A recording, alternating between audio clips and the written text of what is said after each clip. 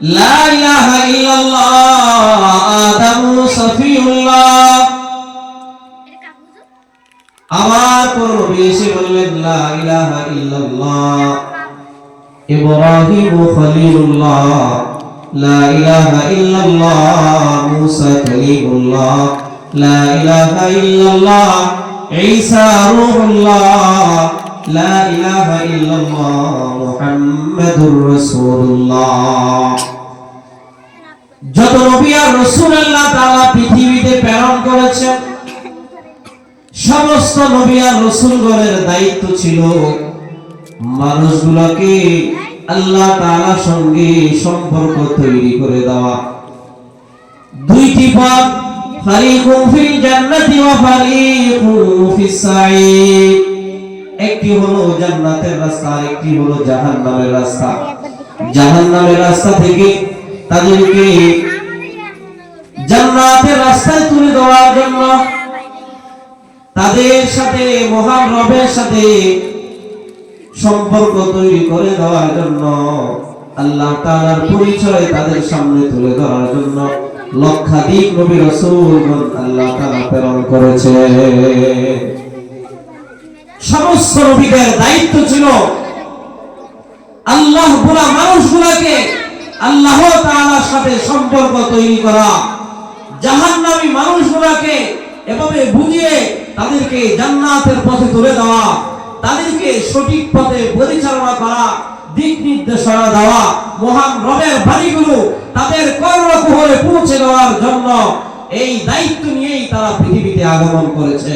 দুনিয়ার কোনো স্বার্থ, অর্থ সম্পদ এর জন্য তারা পৃথিবীতে আসে নাই, ক্ষমতার জন্য আসে নাই, বরং তারা পৃথিবীতে আগমন করেছেন মানুষগুলোকে আল্লাহ তাআলার পরিচয় তুলে দেওয়া, তাদের সামনে যেন তারা আল্লাহ তাআলার পরিচয় পেয়ে তারা তাদের জীবনের অন্তিম মুহূর্তগুলো তারা এভাবে ইসলাম মোতাবেক কাটিয়ে পরকালে তাদের অফুরন্ত হায়াত যেন সুখে শান্তিতে কাটাতে পারে, সেই মেসেজ আর নির্দেশনা নিয়ে তারা এসেছিলেন। মুহতারাম হাজিরিন, আজকে নবী মুহাম্মদ সাল্লাল্লাহু আলাইহি ওয়াসাল্লাম আখির নবী আমাদের থেকে চলে গেলেন। আজকে এই নবুয়তি জিম্মাদারি দায়িত্ব উলামায়ে কেরামদেরকে দিয়েছেন। জামানার উলামায়ে কেরাম হলো বর্তমান যুগে নবীদের উত্তরসূরি ওয়ারিস। আজকে সেই উলামায়ে কেরাম আপনাদের ধারে ধারে, আপনাদের বাড়ি বাড়ি, আপনাদের ঘরে ঘরে গিয়ে দাওয়াত পৌঁছে দিচ্ছে। আপনাদের কর্ণকুহরে সেই মহান রবের বাণীগুলো পৌঁছে দিতে তারা সব সময় প্রস্তুত রয়েছে। কিন্তু আমি আর আপনি মুসলমান ঘরে শুয়ে আছি আরামে।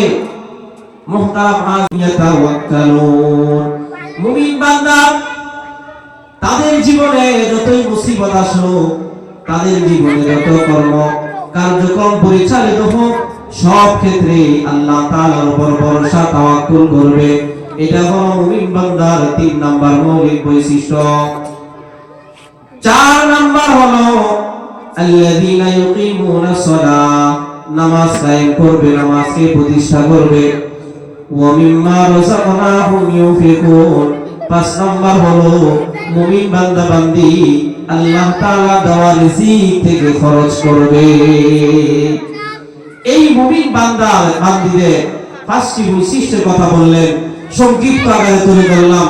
1 নাম্বার হলো আল্লাহর নাম নিলে তাদের দিলের মধ্যে কম্পন সৃষ্টি হয়।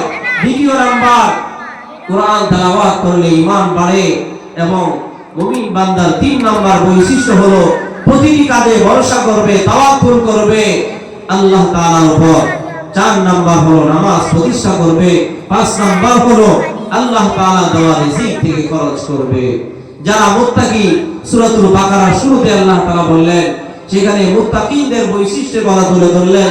সেখানে 6টি বৈশিষ্ট্যের মধ্যে একটি বৈশিষ্ট্য হলো যারা মুত্তাকি তারা আল্লাহ তাআলা দেওয়া রিজিক থেকে খরচ করবে। প্রিয় উপস্থিতি, এই মসজিদ, এই মাদ্রাসা, আমার আপনার কাছে অনেক কিছু পাওয়ার আছে, কিন্তু আমি আর আপনি যদি না দেই তাহলে সেটা হবে এই মুমিন বান্দার যে বৈশিষ্ট্য, সেই বৈশিষ্ট্যের খেলাফ। আল্লাহ তাআলা এই পাঁচ বৈশিষ্ট্য যাদের মধ্যে থাকবে, তাহলে মনে করতে হবে আমি আর আপনি মুমিন, আমি আর আপনি ঈমানদার। উলাইকা মুমিনুহুমুল মুমিনুনা হাক্কান লাহুম দারাজাতুন ইনদা রাব্বিহিম ওয়া মাগফিরাতুন ওয়া রিজকুন কারীম। তারাই হলো প্রকৃত অর্থে মুমিন, তারাই হলো প্রকৃত অর্থে ঈমানদার। আজকে আমি আর আপনি নামাজ পড়ি না, নামাজ না পড়েও নিজেদেরকে ঈমানদার দাবি করি। আমি আর আপনি নিজেকে যতই ঈমানদার দাবি করি, নামাজ পড়ি না, নিজেকে ঈমানদার দাবি করি, রমজান আসলে রোজা রাখি না, আমি আর আপনি নিজেকে মুমিন দাবি করি, অথচ আল্লাহ তাআলার পথে খরচ করি না। আমি আর আপনি নিজেকে মুমিন দাবি করি, অথচ কোরআন তেলাওয়াত শিখি নাই, শিখার চেষ্টা করি না। আমি আর আপনি নিজেকে মুমিন দাবি করি, অথচ আল্লাহর নাম শোনার সাথে সাথে, আযান দেওয়ার সাথে সাথে মসজিদে উপস্থিত হতে পারি না। এভাবে আমরা নিজেদেরকে যতই ঈমানদার আর মুমিন দাবি করি, কিন্তু আল্লাহ তাআলার কাছে আমি আর আপনি মুমিন নয়। আল্লাহ তাআলার কাছে আমি আর আপনি যদি ঈমানদার হতে হই, তাহলে আমাদেরকে এই বৈশিষ্ট্যগুলো আমাদের জীবনে আনতে হবে।